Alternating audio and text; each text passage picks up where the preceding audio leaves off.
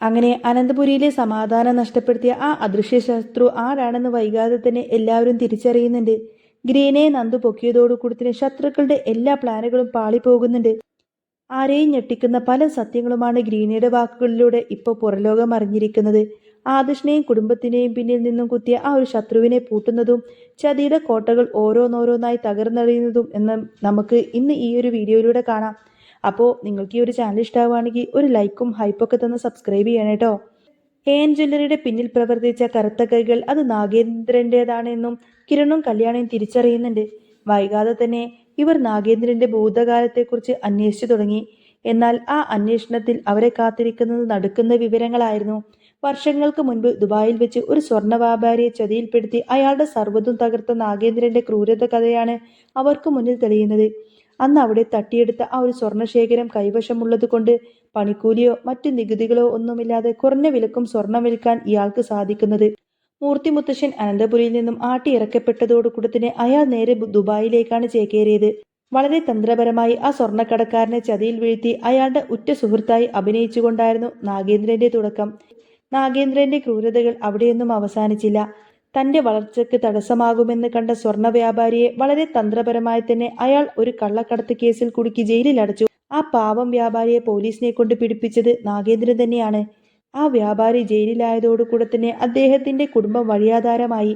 ഈ തക്കം നോക്കി നാഗേന്ദ്രൻ അവരുടെ സമ്പാദ്യം മുഴുവൻ തട്ടിയെടുത്തു.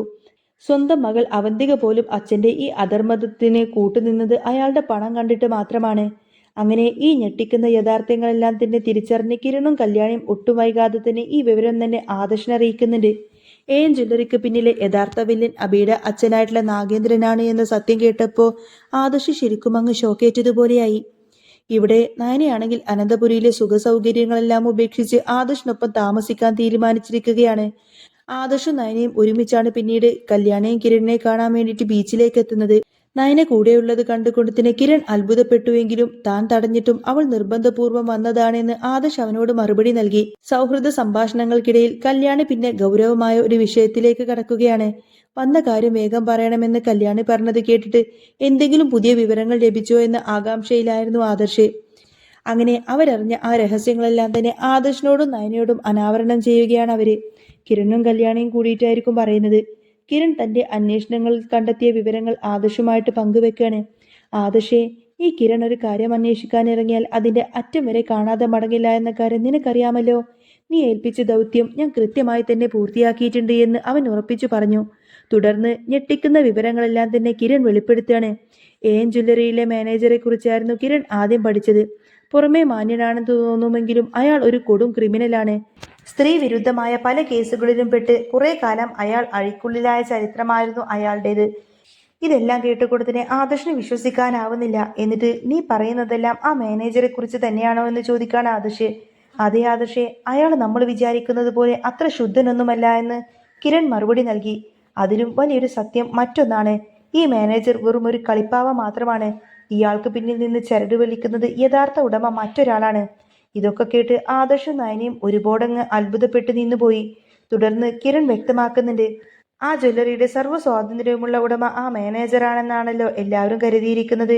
എന്നാൽ അയാളൊന്നുമല്ല. ഉടമയുടെ നിർദ്ദേശങ്ങൾ അനുസരിക്കുന്ന വെറും ഒരു കഥാപാത്രം മാത്രമാണ് അയാള്.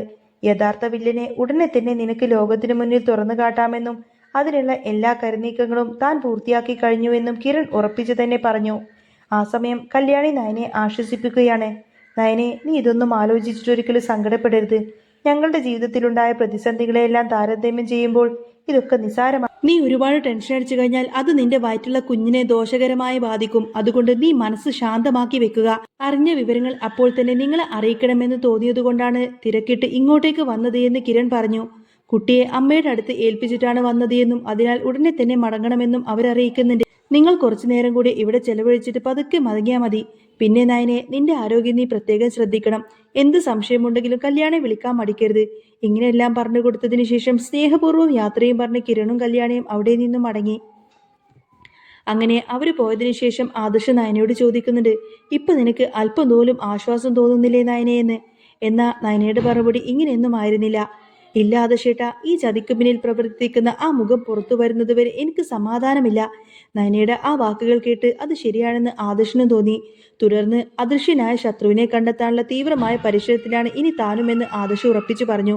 എന്നാൽ നിഴല് പോലെ ആദർശേട്ടനെ പിന്തുടരുന്ന ആ കണ്ണുകൾ ചുറ്റിലുമുണ്ട്. കാലൊന്നിടറിയാൽ വലിയ അപകടം കാത്തിരിക്കുന്നുണ്ട് എന്നും നന്ദുവിന് ഉറപ്പായിരുന്നു. അതുകൊണ്ട് തന്നെ നന്ദു നേരിട്ട് രംഗത്തിറങ്ങുന്നതിന് പകരം കിരണിനെയും കല്യാണിയെയും ഈ ദൗത്യം ഏൽപ്പിക്കാൻ തന്നെ തീരുമാനിക്കുകയാണ്. ആ തീരുമാനം ശരിയായിരുന്നു എന്ന് തെളിയിക്കുന്ന സംഭവങ്ങളാണ് പിന്നീട് അരങ്ങേറിയതും. തുടർന്ന് കൺസ്ട്രക്ഷൻ കമ്പനിയിലിരുന്ന് നന്ദു കിരണിനെ ഫോണിൽ വിളിക്കുന്നുണ്ട്. കിരണേട്ട, ഒരു പ്രധാനപ്പെട്ട കാര്യം എനിക്ക് പറയാനുണ്ട്. മുംബൈ പോലീസുമായി ഞാൻ സംസാരിച്ചിരുന്നു. പക്ഷേ അവരുടെ പ്രതികരണം അത്ര നന്നതായിരുന്നില്ല. കേസിൽ സഹകരിക്കാൻ അവർക്ക് വലിയ താല്പര്യമില്ലാതെന്ന് പറഞ്ഞതുപോലെ എനിക്ക് തോന്നിയെന്ന് പറയാണ് അവള്. എന്നാൽ ഇത് കേട്ട് കിരൺ അല്പനേരം ഒന്ന് ആലോചിച്ചിട്ട് പറയുന്നുണ്ട്, ആ അവരൊഴിഞ്ഞു മാറുന്നുണ്ടെങ്കിൽ അതിന്റെ അർത്ഥം എൻ ജ്വല്ലറിക്കാൽ അവരെയും സ്വാധീനിച്ചിട്ടുണ്ട് എന്നാണ് നന്ദു. നീ പേടിക്കേണ്ട. എനിക്കും ആദർശിനും മുംബൈയിൽ ഒരു സുഹൃത്തുണ്ട്. അവൻ അവിടെ പോലീസ് ഓഫീസറാണ്. ഞാൻ അവനെ നേരിട്ട് വിളിച്ചോളാം. ഇനി അവന്റെ സഹായം കിട്ടിയില്ലെങ്കിലും അച്ഛനറിയാവുന്ന വലിയ ഉദ്യോഗസ്ഥരൊക്കെയുണ്ട്. സത്യം നമുക്ക് പുറത്തു കൊണ്ടുവരിക തന്നെ ചെയ്യണമെന്നൊക്കെ പറയാണ് കിരൺ. കിരൺ അങ്ങനെ ഉറപ്പ് കൊടുത്തുവെങ്കിലും ഫോൺ വെച്ചതിന് ശേഷം നന്ദുവിന്റെ മനസ്സ് ആകെ പുകയുന്നുണ്ടായിരുന്നു. ആദർശേട്ടനും നയനേച്ചിക്കും വേണ്ടിയിട്ട് എന്തെങ്കിലും വലിയ കാര്യം ചെയ്യണമെന്ന വാശി അവളിലുണ്ടായിരുന്നു. ആ ഗ്രീന ഈ നാട്ടിൽ എവിടെയെങ്കിലും ഉണ്ടെങ്കിൽ അവളെ ഞാൻ വെറുതെ വിടില്ല. നിയമത്തിന് മുന്നിൽ വിട്ടുകൊടുക്കുന്നതിന് മുൻപേ അവൾക്കുള്ള ശിക്ഷ എന്റെ കൈകൊണ്ട് തന്നെ ഞാൻ നൽകുമെന്ന് നന്ദു സ്വയം പ്രതിജ്ഞ എടുക്കുന്നുണ്ട്. ഇതേസമയം കിരണിന്റെ ഓഫീസിലേക്ക് ബിനീഷ് എന്ന ഒരാൾ കടന്നു വരികയാണ്. കൂടെ ഭാര്യ വൃന്ദയും ഉണ്ടായിരുന്നു. ബിനീഷിന്റെ കുടുംബത്തെ വലിയൊരു സാമ്പത്തിക തകർച്ചയിൽ നിന്നും രക്ഷിച്ചത് കിരണും കല്യാണിയുമായിരുന്നു. ആ നന്ദി അവരുടെ മനസ്സിലുണ്ടായിരുന്നു.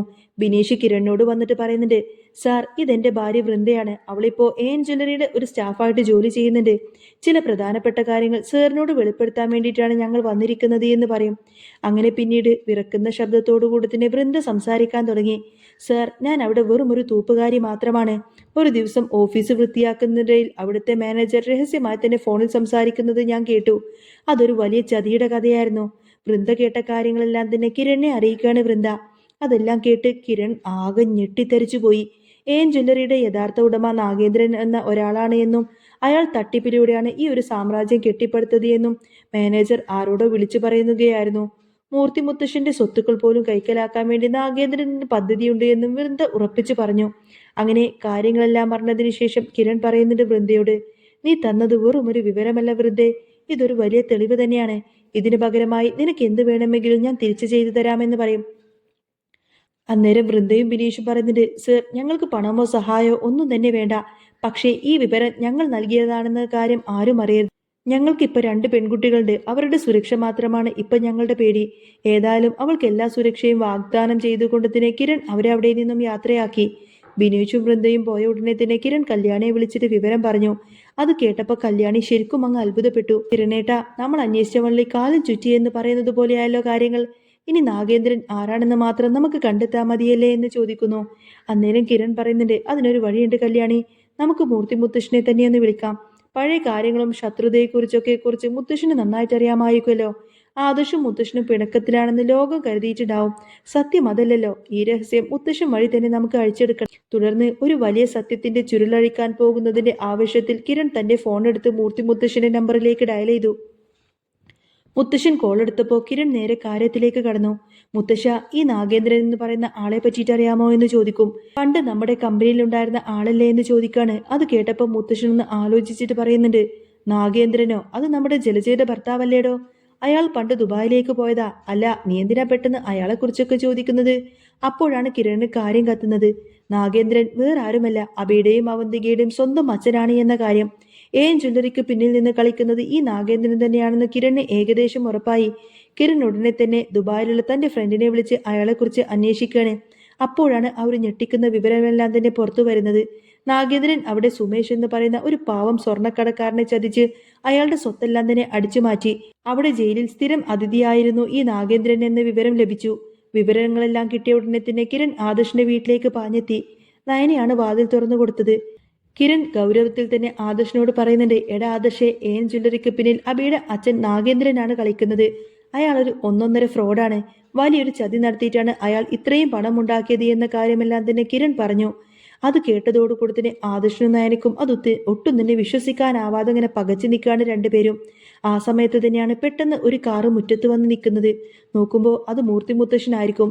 മുത്തശ്ശനെ കണ്ടപ്പോൾ നയനക്ക് ഭയങ്കര സന്തോഷമായിട്ട്, മുത്തശ്ശ, മുത്തശ്ശൻ ഇങ്ങോട്ടേക്ക് വന്നല്ലോ, ആദർശേട്ടനുള്ള ദേഷ്യമെല്ലാം തന്നെ ഇപ്പൊ മാറിയോ എന്ന് നയന ചോദിക്കുമ്പോൾ ആദർശ് അപ്പോഴാണ് ആ ഒരു സത്യം വിളിച്ച് പറയുന്നത്. നയനെ, ഇതെല്ലാം വെറും ഒരു നാടകം മാത്രമായിരുന്നു. ശത്രുക്കളെ കൊടുക്കാൻ ഞാനും മുത്തശ്ശനും കൂടി പ്ലാൻ ചെയ്ത ഒരു ഡ്രാമ മാത്രമായിരുന്നു ഇത് എന്ന് പറയും. കല്യാണി പോലും ഇതൊന്നും തന്നെ അറിഞ്ഞിരുന്നില്ല. മുത്തശ്ശനും അത് കേട്ടങ്ങ് ചിരിക്കാണ്. എന്നിട്ട് നയനയോടായിട്ട് പറയുന്നുണ്ട്, മോളെ അതൊക്കെ അവിടെ നിൽക്കട്ടെ, എനിക്ക് എന്റെ കൊച്ചുമോനെ അങ്ങനെ തള്ളിക്കളയാൻ പറ്റുമോ? നാഗേന്ദ്രൻ ഇപ്പൊ നാട്ടിലുണ്ട് എന്ന വിവരം എനിക്ക് കിട്ടി. പക്ഷേ അവൻ എവിടെ ഒളിച്ചിരുന്നാലും അരമണിക്കൂറിൽ തന്നെ എന്റെ ആളുകൾ അവനെ പൊക്കിയെടുക്കും. അ- എന്നെ വെല്ലുവിളിച്ചതിന് അവൻ അനുഭവിക്കാൻ പോകുന്നതേയുള്ളൂ എന്നൊക്കെ ഇങ്ങനെ മുത്തശ്ശൻ കടുപ്പിച്ചങ്ങ് പറയാണ്.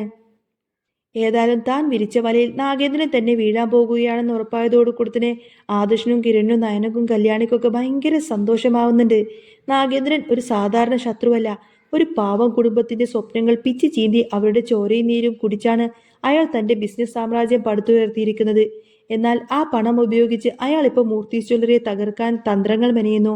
ഈ നിർണായക ഘട്ടത്തിലാണ് ആദർശിന്റെ ഫോണിലേക്ക് നന്ദു വിളിക്കുന്നത്. ആദർശേട്ട, ആ ഗ്രീനയെ നമ്മൾ പൊക്കിയെന്ന് പറയും. ആദർശ് അത് കേട്ട് അത്ഭുതത്തോട് ചോദിക്കുന്നുണ്ട്, എന്ത്, ഗ്രീനയെ പൊക്കിയെന്നോ, എവിടെ വെച്ച് എന്ന് ചോദിക്കുമ്പോൾ നമ്മുടെ അടുത്ത് തന്നെയുള്ള ഒരു ഹോട്ടലിൽ ഒളിച്ചു കഴിയായിരുന്നു അവൾ എന്ന് നന്ദു മറുപടി നൽകി. എൻ ജ്വല്ലറിയിലെ പ്രധാന കണ്ണികളിൽ ഒരാളായിരുന്നു അവൾ. ഫോണിലൂടെ മുത്തശ്ശൻ നന്ദുവിനോട് ഉറക്കെ വിളിച്ചു പറയാണ്, നന്ദു, അവൾക്ക് അർഹിക്കുന്നത് നീ കൊടുക്കണം. എന്റെ ആദർശിന് മരുന്നുകൾ കൊടുത്ത് മയക്കി കിടത്തിയവൾ, അവളുടെ കർണക്കുറ്റി പൊറ്റിക്കാൻ എനിക്ക് കൊതിയുണ്ടായിരുന്നു. അന്നേരം നന്ദു പറയുന്നുണ്ട്, പേടിക്കേണ്ട മുത്തശ്ശ, അവൾക്കുള്ളതൊക്കെ ഞാൻ കൊടുത്തിട്ടുണ്ട് എന്ന് പറയും. നന്ദു പറഞ്ഞതുപോലെ തന്നെ അപ്പുറത്ത് ഗ്രീനയുടെ അവസ്ഥ വളരെയധികം പരിതാപകരമായിരുന്നു. നന്ദുവിന്റെ കൈചൂടറിഞ്ഞ അവളുടെ മുഖത്ത് 5 വിരലുകൾ പതിഞ്ഞു കിടക്കുന്നുണ്ടായിരുന്നു. നന്ദു ആണെങ്കിലും നല്ല കലിപ്പിനാണ്. വിറച്ചു നിൽക്കുന്ന ഗ്രീനയെ നോക്കിക്കൊണ്ട് തന്നെ അവൾ ആഞ്ഞടിച്ചു. പറയടി, ആരാടി നിന്റെ പിന്നിൽ കളിപ്പിക്കുന്നത്? നിന്റെ ബോസ് ആരാണെന്ന് മര്യാദക്ക് പറയടി എന്നൊക്കെ പറഞ്ഞ് നന്ദു അലറുന്ന സമയത്ത് തന്നെ ഗ്രീന മറുപടി നൽകി. ഗ്രീന കരഞ്ഞുകൊണ്ട് പറയാണ്, അയ്യോ മാഡം, സത്യമായിട്ടും എനിക്കൊന്നും അറിയില്ല. പക്ഷേ നന്ദു വിട്ടുകൊടുത്തില്ല. അവൾ ഗ്രീനയുടെ മുടിയിൽ അങ്ങ് കുത്തിനി പിടിച്ച് മുഖത്തേക്ക് നോക്കി ആക്രോശിച്ചു. മര്യാദക്ക് ചോദിക്കുമ്പോൾ പറഞ്ഞില്ല എങ്കിൽ നിന്റെ ഈ തിളങ്ങുന്ന മുഖത്തേക്ക് ഞാൻ അങ്ങ് ആസിഡ് ഒഴിക്കും. അനന്തപുരിയിലെ എന്റെ ചേച്ചിക്കും കുടുംബത്തിനും വേണ്ടിയിട്ട് ഞാൻ എന്ത് വേണമെങ്കിലും ചെയ്യും. എന്റെ ഈ തൊപ്പി തെറിച്ചാലും വേണ്ടില്ല, നിന്നെ കൊണ്ട് ഞാൻ സത്യം പറയിപ്പിച്ചിരിക്കും, പറയടി എന്നൊക്കെ പറഞ്ഞ് നന്ദുവിന്റെ ഈ ഒരു ഭാവം കണ്ടപ്പോൾ തന്നെ ഗ്രീന ആകെ പേടിച്ചു പോയി. ഇനി രക്ഷയില്ല എന്ന് മനസ്സിലാക്കി അവൾ കിതച്ചുകൊണ്ട് പറയുന്നുണ്ട്, അയ്യോ അടിക്കല്ല മാഡം, ഞാൻ പറയാം. അയാൾ എന്നെ നേരിട്ട് കണ്ടിട്ടേയില്ല, പക്ഷേ പേരെനിക്കറിയാം, നാഗേന്ദ്രൻ എന്നാണ്. ഗ്രീനയുടെ വായിൽ നിന്നും ആ ഒരു പേര് പുറത്തു വന്നപ്പോൾ നന്ദുവിന് വലിയൊരു ആശ്വാസം തോന്നി. ഈ വിവരം അറിഞ്ഞതോടുകൂടി തന്നെ മുത്തശ്ശനും ആദർശും ഒരുപോലെ ഞെട്ടി. നാഗേന്ദ്രൻ തന്നെയാണ് ഇതിന്റെയും പിന്നിൽ നിന്ന് അവരുറപ്പിക്കുകയാണ്. ഉടനെ തന്നെ മുത്തശ്ശന്റെ ഫോണിലേക്ക് ഒരു ഇൻവെസ്റ്റിഗേഷൻ ഓഫീസറുടെ വിളി വന്നു. നാഗേന്ദ്രൻ ഇപ്പോൾ ടൗണിലോ ഒരു ഫാൻസി ഹോട്ടലിലുണ്ട് എന്ന കാര്യം കൃത്യമായി തന്നെ വിവരം ലഭിച്ചു. ആദർശേ, നീ വണ്ടിയെടുക്ക്, ആ ചതിയന്റെ താവളം ഇന്ന് നമ്മൾ കണ്ടെത്തി, ഇനി ഒരു നിമിഷം പോലും കളയാനില്ല എന്ന് പറയാണ് മുത്തശ്ശൻ. അങ്ങനെ ആവേശത്തോടു കൂടി തന്നെ മുത്തശ്ശൻ നയനയും കല്യാണിയും സുരക്ഷിതമായി വീട്ടിലേക്കെത്തി ആദർശിനെയും കിരണിനെയും കൂട്ടി നേരെ ഹോട്ടലിലേക്ക് തിരിച്ചു. അവരുടെ പിന്നാലെ പോലീസുകാരി നന്ദുവും ഉണ്ടായിരുന്നു. അവരുടെ പിന്നാലെ നന്ദു പോലീസുകാരുമായിട്ട് കിതച്ചു. ഹോട്ടൽ റിസപ്ഷനിലെത്തിയ അവർ നാഗേന്ദ്രന്റെ റൂമിന്റെ നമ്പർ ചോദിച്ചുവെങ്കിലും സ്റ്റാഫ് ആദ്യം ഒഴിഞ്ഞു മാറി. എന്നാൽ നന്ദു തന്റെ സ്റ്റൈലിൽ കാര്യങ്ങളൊക്കെ കൈകാര്യം ചെയ്തതോടുകൂടി തന്നെ 317 റൂമിലാണെന്ന് വ്യക്തമാക്കി. മുത്തശ്ശൻ മുമ്പിൽ നടന്നു. ആദർശും കിരണും നന്ദുവൊക്കെ പിന്നാലെയും. റൂമിന്റെ ബെല്ലടിച്ചപ്പോൾ വാതിൽ തുറന്നു കൊടുത്തത് നാഗേന്ദ്രൻ തന്നെയായിരുന്നു. മുത്തശ്ശനെ അവിടെ ഒട്ടും തന്നെ പ്രതീക്ഷിക്കാത്തതുകൊണ്ട് തന്നെ അയാളൊന്നും ഞെട്ടി. മുത്തശ്ശൻ നാഗേന്ദ്രനോട് പറയുന്നുണ്ട്, എടാ നാഗേന്ദ്ര, എന്നെ കണ്ടിട്ട് നിനക്ക് വിശ്വസിക്കാൻ പറ്റുന്നില്ല അല്ലേ? ഇത് കേട്ടപ്പോൾ നാഗേന്ദ്രൻ ചോദിക്കുന്നുണ്ട്, താൻ എന്തിനാണോ എന്റെ റൂമിലേക്ക് അതിക്രമിച്ച് കയറി വന്നത് എന്ന്. താനുമായിട്ടുള്ള ബന്ധമൊക്കെ ഞാൻ പണ്ടേ അവസാനിപ്പിച്ചതാണെന്ന് അഹങ്കാരത്തോടെ പറയാണ് നാഗേന്ദ്രൻ. ഇത് കേട്ടപ്പോൾ മുത്തശ്ശൻ അങ്ങ് നിയന്ത്രണം വിട്ടു. നാഗേന്ദ്രന്റെ കർണക്കുറ്റി നോക്കിയിട്ട് ഒരൊറ്റ ഒന്നങ്ങ് പൊട്ടിച്ചു. എന്നെ താനെന്ന് വിളിക്കാൻ മാത്രം നീ വളർന്നോടാ? നീ എന്താടാ കരുതിയത്? ഏൻ ജ്വല്ലറിയുടെ മറവിൽ ഒളിച്ചിരുന്ന നിന്നെ ഞാൻ കണ്ടെത്താൻ വൈകുമെന്നോ എന്ന് അയാൾ ഗർജിച്ചു. എന്തായാലും തന്നെ അറസ്റ്റ് ചെയ്യാൻ വേണ്ടിയിട്ട് പോലീസ് നന്ദു അങ്ങോട്ടേക്ക് എത്തിയെന്നറിഞ്ഞതോടുകൂടി തന്നെ നാഗേന്ദ്രൻ ആകങ്ങ് പതറി നിന്നു പോവാണ്. ഈ സമയം മുറിയിലുണ്ടായിരുന്ന അവന്തിക മുത്തശ്ശന്റെ ശബ്ദം കേട്ട് ഭയന്ന് വിറച്ചു. പിടുക്കപ്പെടുമെന്ന് ഉറപ്പായതോടുകൂടി തന്നെ അവന്തിക പിന്നെ ആരും കാണാതെ നേരെ ബാത്റൂമിലേക്ക് കയറി വിളിക്കാണ്. നാഗേന്ദ്രൻ ഉണ്ടാക്കി വെച്ച കള്ളക്കളികൾ എല്ലാം ചീട്ടുകൊട്ടാരം പോലെ തകർന്നടിഞ്ഞ് വീഴുന്നതാണ് പിന്നീട് കാണുന്നത്. പോലീസുകാരെ അത് നിസ്സാരക്കാരനായി കാണേണ്ടതില്ല നാഗേന്ദ്ര, നിന്റെ കളി അവസാനിച്ചു എന്ന് നന്ദു പറയുന്നത് കേട്ട് നാഗേന്ദ്രൻ അപ്പോഴും പരിഹാസത്തോടെ പറയുന്നുണ്ട്, നന്ദു, നീ വെറും ഒരു പോലീസുകാരി മാത്രമല്ലല്ലോ, എന്റെ മകന്റെ ഭാര്യയുടെ അനിയത്തി കൂടിയാണെന്ന പരിഗണന പോലും എനിക്ക് തരേണ്ടതെന്ന് ചോദിക്കും. ബന്ധങ്ങൾ പറയാൻ ഇയാൾക്ക് എന്ത് യോഗ്യതയാണുള്ളത്? മര്യാദക്ക് മാറി നിൽക്കടാ എന്ന് അലറി പറഞ്ഞു കൊടുത്തിന് നന്ദു മുറിയിൽ മറ്റാരോ കൂടെയുണ്ട് എന്ന് സംശയം തോന്നി പരിശോധിക്കാൻ തുടങ്ങി. നാഗേന്ദ്രൻ ആവുന്നത്ര തടയാൻ ശ്രമിച്ചുവെങ്കിലും നന്ദു പിന്മാറിയില്ല. ബാത്റൂം ഉള്ളിൽ നിന്ന് പൂട്ടിയിട്ടിരിക്കുന്ന നിലയിലായിരുന്നു. വാതിൽ തുറക്കാത്തത് കണ്ട് ഇത് പൊളിക്കാൻ തന്നെ നന്ദു ഉത്തരവിട്ടു. പേടിച്ച് വിറച്ചുകൊണ്ട് തന്നെ അവന്തിക ആ ഒരു വാതിൽ തുറന്നു കൊടുക്കുകയാണ്. അവന്തികയെ കണ്ടപ്പോ ആദർശ് അങ്ങ് ഞെട്ടിപ്പോയി. അവന്തികയെ നീയോ? അപ്പോ നമ്മുടെ വീട്ടിലെ രഹസ്യങ്ങൾ മുഴുവൻ ശത്രുക്കൾക്ക് ചോർത്തി കൊടുക്കുന്നത് നീയായിരുന്നു അല്ലേ എന്ന് ചോദിക്കാണ്. മുത്തശ്ശനും ദേഷ്യം സഹിക്കാനാവില്ല. അവന്തികയെ നീയും ഇവനോടൊപ്പം ചേർന്ന് ഞങ്ങളെ വഞ്ചിക്കുമായിരുന്നില്ലേ? അബിയെ പോലെ നീയും നന്ദി കെട്ടവളായി മാറിയല്ലേ എന്ന് അദ്ദേഹം വേദനയോടെ പറഞ്ഞു. അവന്തിക വിക്കി വിക്കി എന്തോ പറയാൻ നോക്കുന്നുണ്ടെങ്കിലും അച്ഛൻ മോഷ്ടിച്ചതും ചതിച്ചുമുണ്ടാക്കിയ പണം കണ്ടപ്പോൾ നിന്റെ കണ്ണ് മഞ്ഞളിച്ചു പോയി. ഇതിനാണല്ലോ നിന്നെ ഞങ്ങൾ സ്നേഹിച്ചത് എന്ന് മുത്തശ്ശൻ ചോദിക്കാണ്. ഇതെല്ലാം കേട്ട് ഇടക്ക് കയറിയിട്ട് ന്യായീകരിക്കാൻ നോക്കിയ നാഗേന്ദ്രനെ മുത്തശ്ശന്റെ കയ്യിൽ നിന്ന് നല്ല ഒന്നാന്തരം തന്നെ ഒരു പ്രഹരം തന്നെ അങ്ങ് കിട്ടി. ഇനി ബാക്കി കാര്യങ്ങൾക്ക് സ്റ്റേഷനിൽ വെച്ച് നീ തീരുമാനിക്കാം. നാഗേന്ദ്ര, നീ തകർത്ത കുടുംബങ്ങൾക്ക് നീ തന്നെ ഉത്തരം പറയേണ്ടി വരുമെന്ന് നന്ദു പറഞ്ഞു. അതും പറഞ്ഞുകൊണ്ട് തന്നെ നന്ദു നാഗേന്ദ്രനെ വലിച്ചയച്ച് നേരെ പോലീസ് ജീപ്പിലേക്ക് കയറ്റി കൊണ്ടുപോവാണ്. അവന്തികയെ നോക്കി മുത്തശ്ശൻ വേദനയോടുകൂടെ പറഞ്ഞു, നന്നാവില്ലെന്ന് ഉറപ്പുള്ള ചില ജന്മങ്ങളുണ്ട്. ഒരു പെൺകുട്ടിയായി പോയി. ഇല്ലെങ്കിൽ ഇതിലും കടുത്ത ശിക്ഷ നിനക്ക് ഞാൻ വാങ്ങിത്തരുമായിരുന്നു എന്ന് പറയും. നാഗേന്ദ്രൻ ഇനി പുറം ലോകം കാണരുത്. ഇവൻ നശിപ്പിച്ചവർക്കെല്ലാവർക്കും നീതി ലഭിക്കണമെന്ന് അദ്ദേഹം പറഞ്ഞു. അങ്ങനെ എല്ലാം അവസാനിച്ചപ്പോൾ ആദർശനും കുടുംബത്തിനും അതൊരു വലിയ ആശ്വാസം തന്നെയായിരുന്നു.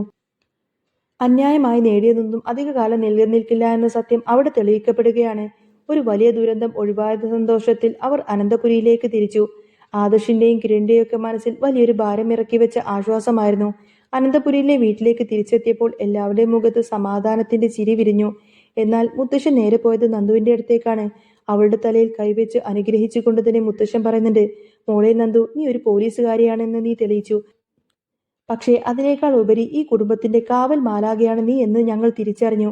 ആദർശ് നയനയോട് പറയുന്നുണ്ട്, നയനെ, ഒരുപാട് പ്രതിസന്ധികളിലൂടെ നമ്മൾ കടന്നുപോയി. സത്യം ജയിക്കുമെന്ന് നീ എപ്പോഴും പറയാറുള്ളത് ഇന്ന് ഞാൻ നേരിട്ട് കണ്ടു. പെട്ടെന്ന് കിരൺ ഒരു നിർദ്ദേശം മുന്നോട്ട് വെച്ചു. മുത്തശ്ശ, ഇതൊരു വലിയ വിജയമല്ലേ? നാഗേന്ദ്രൻ തകർത്ത ആ ഒരു പാവം സ്വർണ്ണപ്പണിക്കാരന്റെ കുടുംബത്തിന് നമ്മൾ എന്തെങ്കിലും നഷ്ടപ്പെട്ടതെല്ലാം തന്നെ തിരികെ നൽകണം. അതായിരിക്കണം മൂർത്തി ജ്വല്ലറിയുടെ അടുത്ത ലക്ഷ്യമെന്ന് പറയും. മുത്തശ്ശൻ അത് സന്തോഷത്തോടെ സമ്മതിച്ചു. അന്ന് തന്നെ നാഗേന്ദ്രൻ തട്ടിയെടുത്ത സ്വത്തുക്കളെല്ലാം തന്നെ ആ പാവം കുടുംബത്തിന് മുത്തശ്ശൻ തിരികെ നൽകാനുള്ള ഏർപ്പാടുകളെല്ലാം തന്നെ ചെയ്തു. കുറച്ചു ദിവസങ്ങൾക്ക് ശേഷം അനന്തപുരിയിലെ പൂമുഖത്ത് എല്ലാവരും ഒത്തുകൂടി. കല്യാണിയും നന്ദുവും നയനയും ചേർന്ന് എല്ലാവരും ചേർന്ന് കൊടുത്തിന് വലിയ നിലവിളക്കും കൊളുത്തി. ഇരുട്ടിനെ തിരുത്തി വെളിച്ചം പടരുന്ന ആ ഒരു കാഴ്ച കണ്ടപ്പോൾ ആദർശ് പറയുന്നുണ്ട്, ഇനി നമ്മുടെ ജീവിതത്തിൽ ഒരിക്കലും ചതിയുടെ നിഴലൊന്നും വീഴില്ല. ഇത് നമ്മുടെ പുതിയ തുടക്കമാണ്. ഒരു വശത്ത് നിയമം അതിന്റെ വഴിക്ക് നീങ്ങുമ്പോൾ മറുവശത്ത് സ്നേഹത്തിന്റെയും ഒത്തൊരുമയുടെയും കാര്യത്തിൽ അനന്തപുരി വീണ്ടും ഐശ്വര്യത്തോടെ പ്രകാശിച്ചു. അങ്ങനെ ഇനി വരാൻ പോകുന്നത് നല്ല വമ്പൻ ട്വിസ്റ്റ് എന്ന് പറഞ്ഞ അടിപൊളി എപ്പിസോഡുകളൊക്കെ തന്നെയാണ് കേട്ടോ. നിങ്ങൾക്ക് ഈ ഒരു ചാനൽ ഇഷ്ടമാവുകയാണെങ്കിൽ സബ്സ്ക്രൈബ് ചെയ്യാനും സപ്പോർട്ട് ചെയ്യാനും മറക്കല്ലേ. നെക്സ്റ്റ് വീഡിയോ ആയിട്ട് ഉടനെ വരാം. ബൈ.